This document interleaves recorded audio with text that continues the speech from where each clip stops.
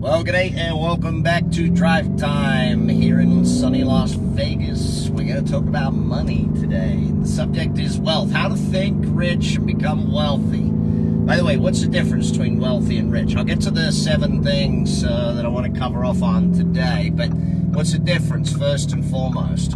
Wealthy and rich. Rich is about money, wealthy is about money and all the other things that go with it. The time, the health, the friends, the family, all those different aspects. You know, there's a lot of people out there that create a bunch of money for themselves, but they're working 60, 80-hour weeks. They don't have the health and fitness to be able to enjoy the money. They don't have the time to enjoy the money. They don't have the relationships to enjoy the money. So I think it's important, if we're going to understand having money, that our goal is wealth, not just rich, okay? Our goal is to have the benefits of everything that comes with it. If you are watching in today at Drive Time, we do type in the city we're in. So type in what city you're in so I know where we are driving to today.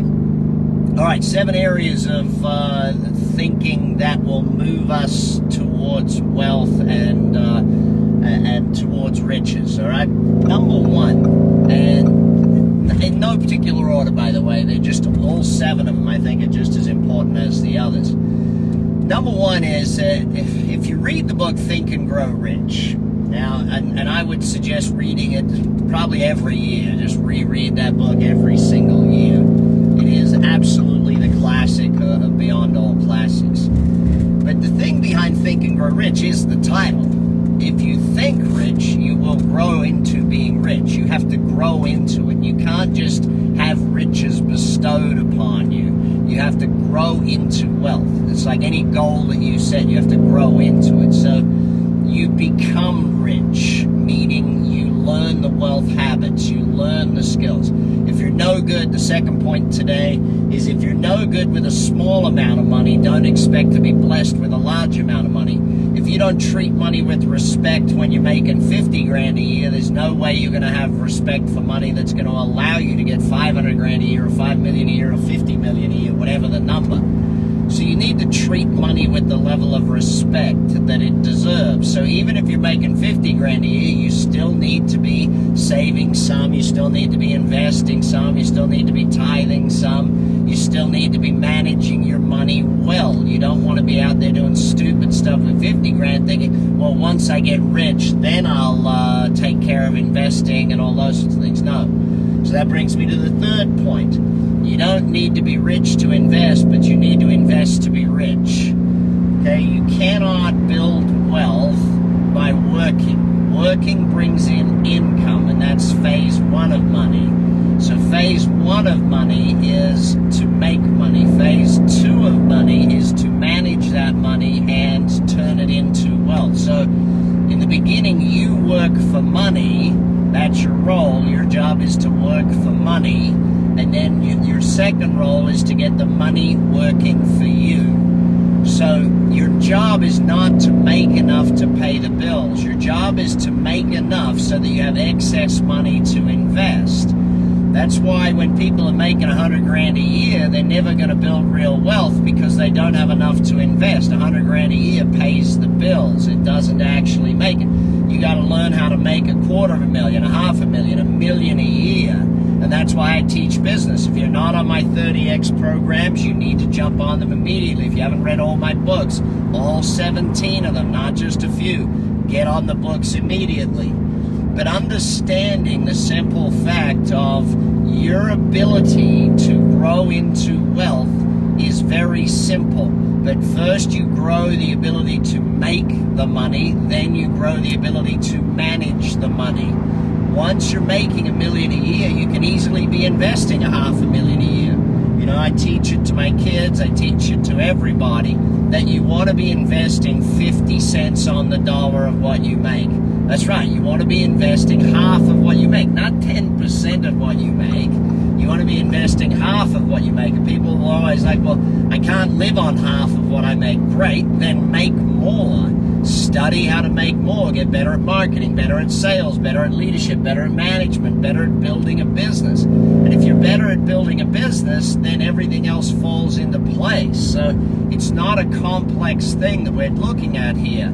The more you learn, the more you earn. It's no more complex than that. And so as a mentor, when I see people, and I'll make sure the team puts up our New Year's deal on 90X once I'm finished this video. But if you're not studying every single day, studying business, studying success, studying wealth, studying some form of something that helps you get to where you want to be, then don't expect it to happen in your life. I see people set New Year's resolution. The New Year's resolution should be to study for 30 minutes a day every single day and do that. Oh, hey, Evelyn, Mauritius is in the house. Good to see. So when we get to the point of studying making money, and then we get to the point of studying managing money, that brings me to the next thing. There's 3 types of managing of money. So number 1 is business. So you want to learn how to invest in businesses, how to buy companies, how to build companies, how to sell companies. That is a big part of wealth. If you look at venture capitalists, what do they invest in? They invest in businesses. Why businesses? Because the value of the asset is determined by the profitability. And if you buy a business and you know what you're doing, you can fairly quickly double and triple the profit of a business. If you know what to look for, you know what to buy. So, and in many cases, you can do way more than that with the profitability. Second area of investing is real estate. Why do we want to be in real estate? Number 1, it's a great passive style investment, meaning once you put your money into it, it's relatively easy to manage. You appoint a management company and hey presto, you have someone else pay off the mortgage for you. You to put in 20%, someone pays off 80% of it for you.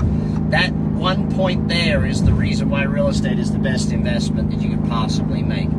And then third, you want to get into the stock market. Now the stock market today has grown to include all the cryptos, every different online style of investment. There's so much there, and it means you got to learn. I sat with my friend the other day studying NFTs, and the one thing I walked out of the room with after a full day with him, and he's an absolute master at NFTs, making an absolute fortune in it right now. The one thing I said to him is, I said, listen, I think I'm going to have to spend 2 months studying this to get good at it. And he said, yeah, I'm about 6 months of study on this thing, and I'm finally feeling like I know what I'm doing.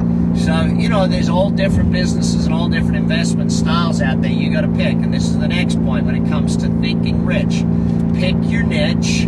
Go after your niche. Know what you're doing, or niche, depending upon where you're from in the world. Know what you want to invest in. If you're going to invest in real estate, then great. Become great at one segment of it. Like, become great at 2-bedroom apartments that you turn into a 3-bedroom apartment. Become great at 3-bedroom homes that you turn into a 4-bedroom home. Become great at a suburb. Become great at a city. Pick your niche. If you're in business, know what you're doing. For me, my niche in business is anything that I can franchise or license or take global. If I can expand it to a global operation, then that works for me, because that's what I know how to do. That's what I'm real good at. So pick your niche. Next one, pick your rules. Now, as an investor, as someone who's becoming rich, now I want to be very clear on this. If you want to build wealth, you need to start a wealth company, your family business. Brad Sugars, you'd call it Sugars Wealth Builder or Sugars Enterprise or Sugars whatever. It's your family wealth vehicle. It's a business, and the job of that business is to invest. Study 30X Wealth and make sure you do that. Read Billionaire in Training, read The Real Estate Coach, read The Wealth Coach, read all of my books on money, and read everyone else's books on money for that matter. But you've got to study all of these things, and if you understand you build that wealth business for your family, it needs a set of rules. What you will buy, what you won't buy, what you'll invest in, what you won't invest in. So if you'll invest in real estate if it meets these rules, you won't if it doesn't. You'll invest in a business that meets these rules. And people say, well, what should my rules be? Well, start by studying my stuff, but the second thing I'll say to you is this. Unless you've written a set of rules, you don't know enough to be investing your life savings. You really don't. You got to be knowledgeable enough to invest. And that's one of the big keys to it for a lot of people, is that they're just not knowledgeable enough to invest, and therefore they lose money on their investments, and that's a sad thing to be in. Anyway, that's Drive Time for today. Be well. What's your top lesson? Type it in for me. Bye for now.